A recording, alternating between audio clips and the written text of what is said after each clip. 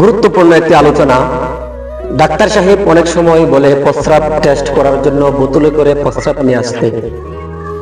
এমত অবস্থায় কোনো ব্যক্তি যদি বোতল ভর্তি প্রস্রাব নিয়ে আসে, এমত অবস্থায় নামাজের সময় হয়ে গেলে উক্ত বোতল পকেটে নিয়ে যদি নামাজ পড়ে, তাহলে তার নামাজ হবে কিনা?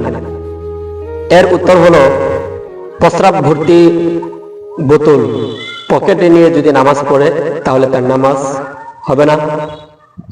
এই নামাজ পুনরায় পড়তে হবে, নামাজ নষ্ট হয়ে যাবে।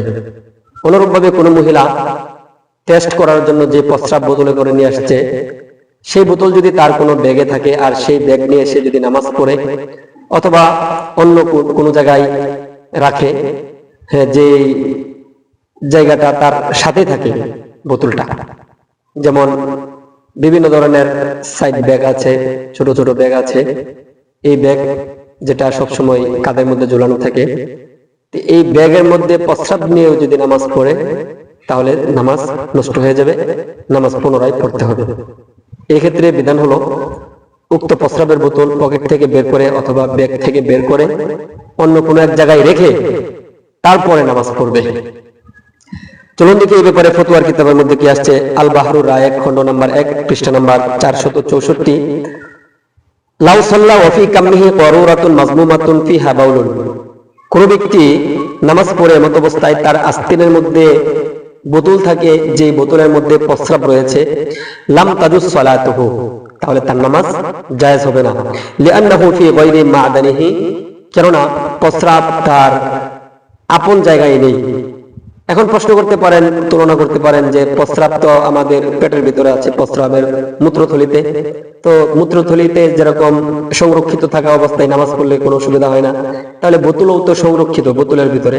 এর উত্তর বলে দিয়েছেন লেখক যে প্রস্রাবের উৎপত্তি জায়গায় হচ্ছে মূত্রথলি, তো বোতলের মধ্যে যখন প্রস্রাবটা, সেটা উৎপত্তি স্থল নয়, তাই উক্ত বোতল নিয়ে নামাজ পড়লে নামাজ হবে না। অনুরূপ ভাবে ফতোয়া হিন্দিয়া, খণ্ড নম্বর 1, পৃষ্ঠা নম্বর 62-তে আসছে আন-নিসাব, রাজুলুন সাল্লা ওয়া ফি কামিহি কারুরাতুন ফিহা বাউলুন। কোন ব্যক্তি নামাজ পড়লো এমন অবস্থায় যে তার আস্তিনের মধ্যে প্রস্রাব ভর্তি বোতল, লা তাজুজুস সালাতু, তাহলে তার নামাজ জায়েজ হবে না। সাউন কানাত মুমতালিআহ আও লাম তাকুন, প্রস্রাব বোতল ভরা থাক অথবা অল্প বোতলের মধ্যে প্রস্রাব থাক, মানে প্রস্রাব ভর্তি বোতল হোক অথবা ভর্তি না থাক, প্রস্রাব থাকলেই হবে, কম হোক বা বেশি হোক, তাহলেও নামাজ হবে না। লিআন্না হাযা লাইসা ফি মুযান্নিহি ওয়া মা'দানিহি ওয়া আলাইহিল ফাতওয়া, কেননা প্রস্রাবটি তার উৎপত্তি স্থলে নয়, অর্থাৎ মূত্রথলিতে তো নাই, সেটা বাহিরে বোতলের মধ্যে, তাই উক্ত বোতল নিয়ে নামাজ পড়লে নামাজ হবে না। ওয়া আলাইহিল ফাতওয়া, এর উপরই ফতোয়া। অনুরূপভাবে রদ্দুল মুহতার, খণ্ড নম্বর 2, পৃষ্ঠা নম্বর 74 এর মধ্যে আসছে।